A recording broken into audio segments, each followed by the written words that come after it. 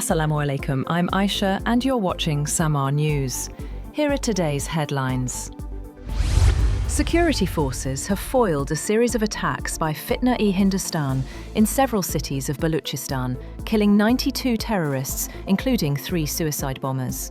Operations conducted over the past 2 days have raised the total number of terrorists killed to 133. 15 security personnel and 18 civilians were martyred in the attacks. Search and sanitization operations are continuing in the affected areas. All attackers, planners, facilitators and abettors will be brought to justice. Donald Trump has said that Iran is talking to the United States and suggested that a deal could be reached to avoid military strikes. Speaking on the matter, he said Iran was engaged in discussions with Washington and that the outcome would determine future developments. He added that a large US naval fleet was heading towards the region. Moreover, Trump also said that India would buy oil from Venezuela. He maintained that progress was being made towards a possible agreement between the United States and Cuba, adding that both sides appeared close to a deal.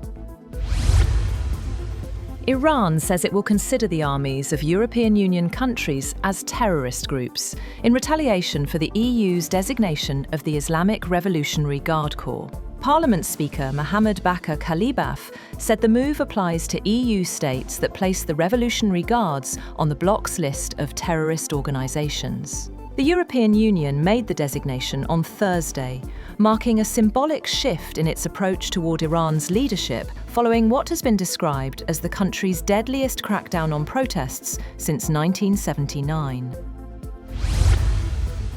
US President Donald Trump has said that the United States may work out a deal with Cuba, reiterating his call for Havana to negotiate with Washington. Speaking to reporters aboard Air Force One, Trump said he did not believe the situation had to become a humanitarian crisis. His remarks came days after he threatened tariffs on any country supplying oil to Cuba. Trump said Cuba's economic situation was dire, adding that the country has no money or oil and can no longer rely on support from Venezuela.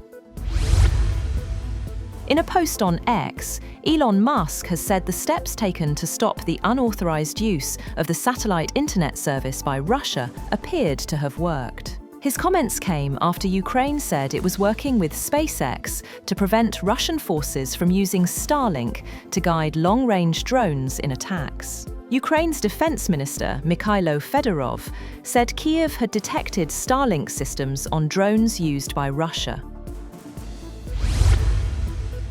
Israel's military has accepted that around 70,000 Palestinians were killed during the war in Gaza, after having earlier cast doubt on death tolls reported by the enclave's health officials. Israel's Ynet news website and other leading outlets reported, citing a briefing with senior military officials. Ynet cited an official as saying that in their estimation, around 70,000 Gazans were killed during the war, not including missing persons, adding that they were working to distinguish between terrorists and those who were not involved.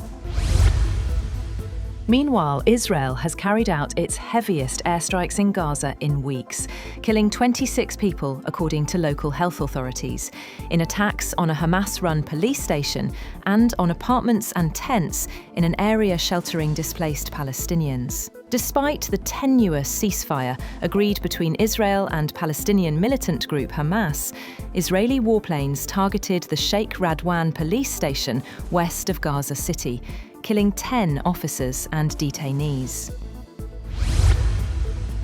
The US State Department has approved more than $6.5 billion in potential military sales to Israel in 3 separate contracts. The Pentagon said the US State Department approved a potential sale of Joint Light Tactical Vehicle and related equipment for an estimated cost of $1.98 billion, and another sale of AH-64E Apache helicopters for $3.8 billion. A third military contract was also awarded for $740 million. The State Department has also approved the potential sale of Patriot interceptor missiles and related equipment to Saudi Arabia for an estimated cost of $9 billion. The Pentagon said in a statement that the principal contractor for the sale of the missiles, Patriot Advanced Capability 3 Missile Segment Enhancement Missiles, will be Lockheed Martin Corp. It added that the approval follows a request by Saudi Arabia to buy 730 PAC-3 MSE missiles. Thousands of protesters have taken to the streets in Minneapolis, and students across the United States staged walkouts to demand the withdrawal of federal immigration agents from Minnesota following the fatal shootings of 2 U.S. citizens. Students and teachers abandoned classes from California to New York on a national day of protest, which came amid mixed messages from the Trump administration about whether it would de-escalate Operation Metro Surge. Several thousand people gathered in downtown Minneapolis in sub-freezing temperatures, including families with small kids, elderly couples, and young activists.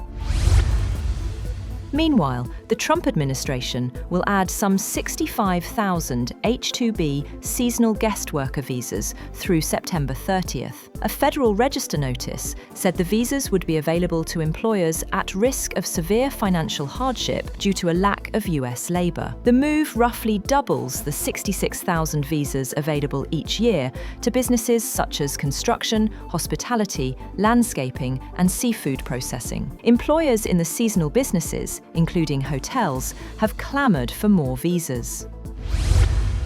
That's all for now. For more updates, visit www.samaa.tv. Thank you for watching Samaa News.